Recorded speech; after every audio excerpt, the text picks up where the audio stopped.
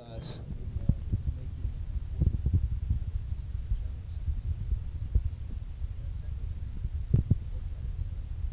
Practice to try to improve our habits, and then to see it translate into a game. And as the year progresses, hold everybody accountable, hold each other accountable, and try to build it that way.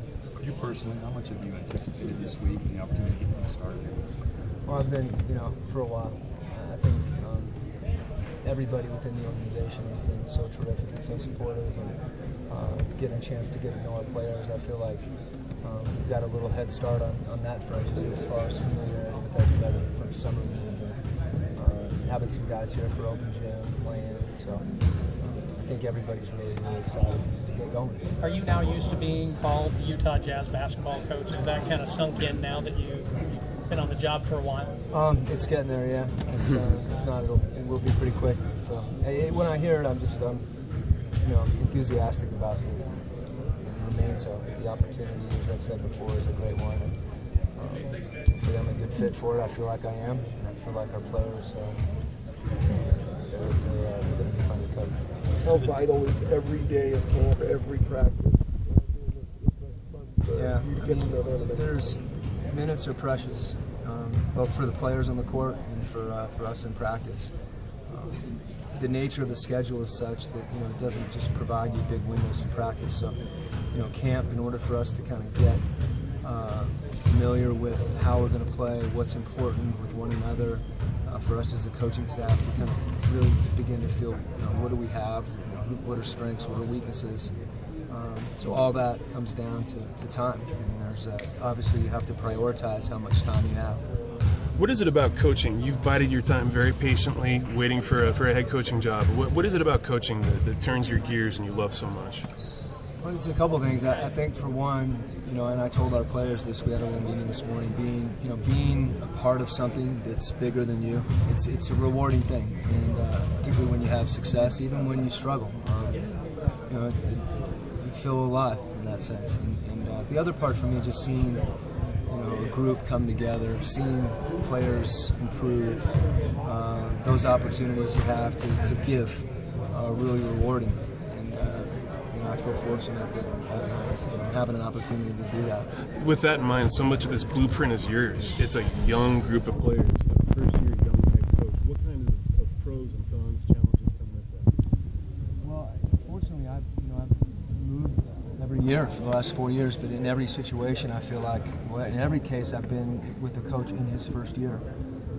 So having a chance to see the first year and the implementation of a process, I think is one that's given me some ideas about how I want to approach it. But it's we never really know, until we start.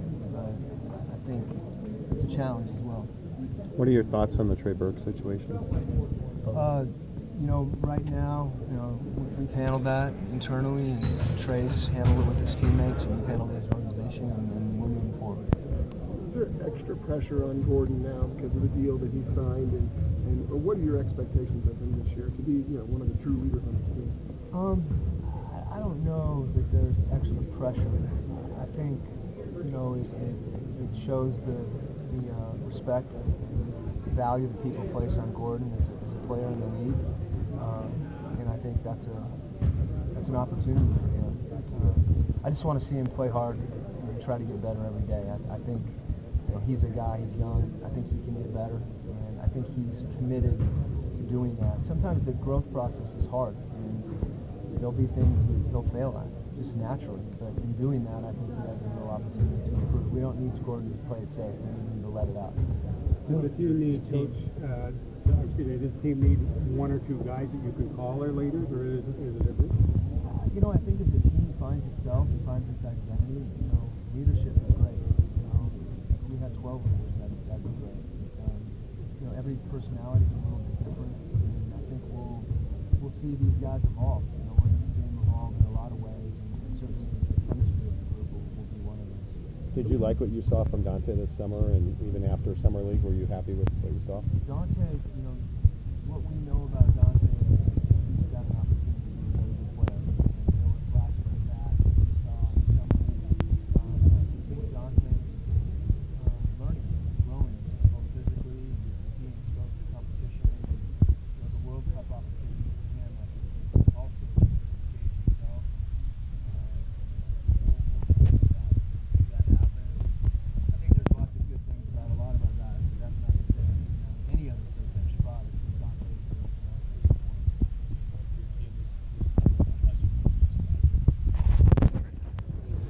I think the enthusiasm that they have right now, that's going to be really, really important as we define success and go through the growth process. That we've really got to make sure that passion and that energy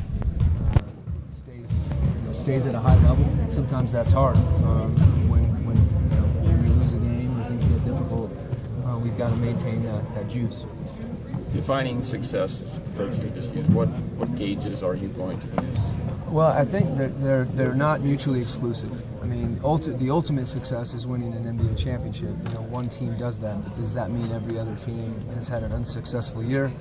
I would argue no. I think in our case, success is over time, put you in a position to have more success. And our focus, I think, has got to be process oriented.